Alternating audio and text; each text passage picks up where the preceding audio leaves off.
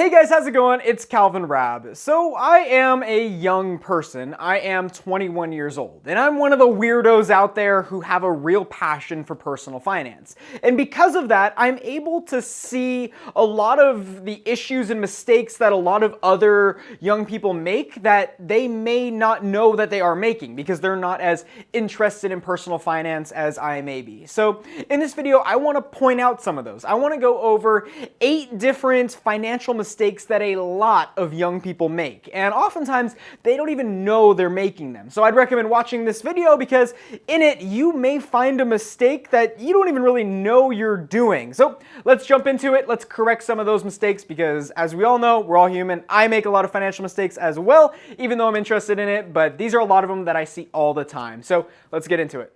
And if you're new here, my name's Calvin Raab. I make videos all about personal finance, so if you're interested in anything like that, I would love it if you would subscribe. The first mistake that I see a bunch is that a lot of young people choose the wrong job. And oftentimes, at least from people that I know when they're kind of looking at their job prospects, they look at that salary and that's all they look at. You know, they don't look at necessarily the job behind it and if it's something that they would actually enjoy or if it could lead to more money later. They just look at that salary. And when that's all you care about, that's all you're looking at, you might not make the right decision because, you know, maybe this other job had a low entry pay, but further down the line, you'd be making a whole lot more doing that than anything else. So take everything into consideration. Know that money isn't the sole factor when it comes to choosing your job. You know, if you hate your life every single day you go to work, that's not a good place you want to be in. No, you want to look at everything holistically and of course take in the salary, but don't choose your job solely because of the salary. The number 2 thing that a lot of young people don't see is that those little expenses, those add up.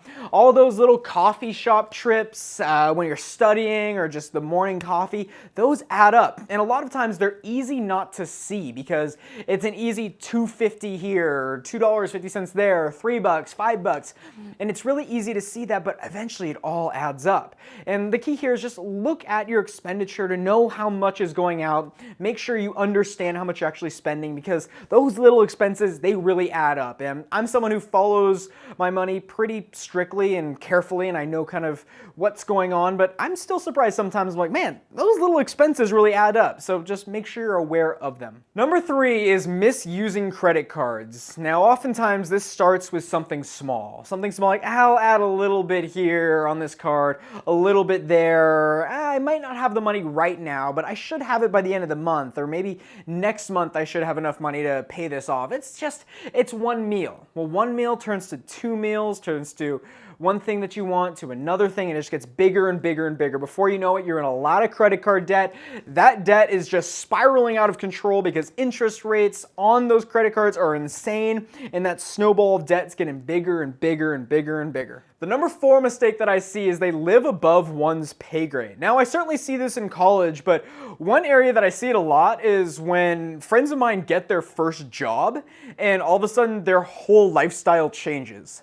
Meaning, in college they may have been frugal, they may have been careful, but all of a sudden they get that first job and now all of a sudden they're going out to eat all the time, they're just going out a bunch, you know, they're going to all these different events and different things like that. And I'm thinking to myself, like, I kind of know the ballpark of your salary that you're making this year. It's not enough to live that lifestyle. So just because you now are in your real full-time job, that does not mean it is time to go and live it up a whole bunch. No, just make sure you are living within your pay grade. Understand what your salary is and the lifestyle that is conducive with. Number 5, and I see this a bunch, and that is they're not investing. It always surprises me when young people my age are not investing, especially the ones that have money saved up, but they're not investing it. And maybe it's because you don't know how to invest it. That's okay. I was once there at one point too, so I made a whole video about how to invest in the stock market step by step, and I recommend checking that video out. But otherwise, you should be investing because this is great. We're young.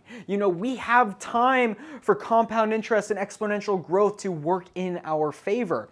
You know, we can take a little bit more riskier investments with stocks and they will pay us back in the long run because even if something dips, you know, we're here for the long run to make this work out of course, in the long run. So just take all that into consideration, and I highly recommend getting into investing. The number 6 mistake that I see a lot of people make is they don't have a rainy day fund, meaning they don't have an emergency fund. And this just kind of goes with the mindset. I know a lot of people that we think we're indestructible. We think that nothing can knock us down, nothing can hurt us. We're young, we're spry, we can overcome anything. And then all of a sudden, you find out that's not true.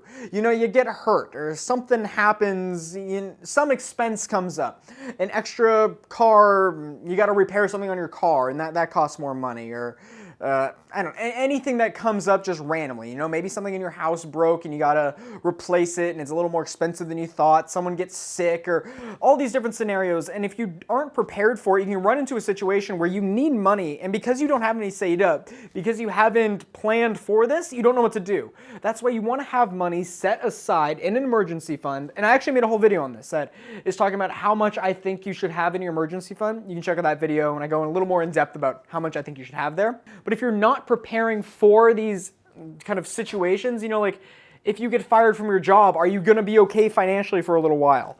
And just little things like that. And oftentimes when you run into a sticky situation like that, you end up having to go somewhere else for money, and maybe you have to take out a loan, or of course use a credit card or something. It's just a mess. So prepare for it, set some set some money aside for the rainy day fund. Number 7 is they don't have proper insurance. Now this goes back to that emergency fund as well, thinking we're indestructible, thinking absolutely nothing can happen to us, I'll never have a health scare, I'll never have to go to the hospital or anything like that, and then all of a sudden you do, and you look at that bill and you're like, oh my God, how on earth did that happen? Well, it's because you might not have had insurance, or proper insurance at least. So you're going to want to look into, of course, proper healthcare coverage and different things like that. See what your employer offers, and just make sure everything is covered within your life, kind of insurance basis wise. Make sure you have good car insurance. Make sure you have good renter's insurance if you have anything like that, and make sure you're not also getting ripped off at the same time.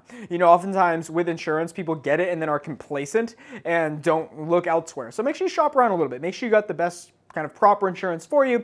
There are, of course, insurance professionals out there that would know a whole lot more about this than I do. So maybe you want to consult them to make sure you are running at probably most efficient way possible with your insurance. But make sure you're covered, because something can happen and it can be a whole lot of money if you're not insured. The number 8 issue that I see a lot of young people make is they're not planning for the future, meaning they only think in terms of, 1 to 2 years ahead. Maybe they're in school and they're thinking, all right, this is the classes I'm gonna take next semester, this is the internship I like to get, this is the job I'd like to do after, and it's always within a 5-year span. It's important to really, really plan ahead and think a lot further ahead and look at your life kind of from a larger scale and think, all right, 10, 20 years down the road, then what do I want to do? You don't have to perfectly plan it year by year exactly, all right, I'm going to go get this job, I'm going to get married here, this is the number of kids I'm going to, no, don't be that specific.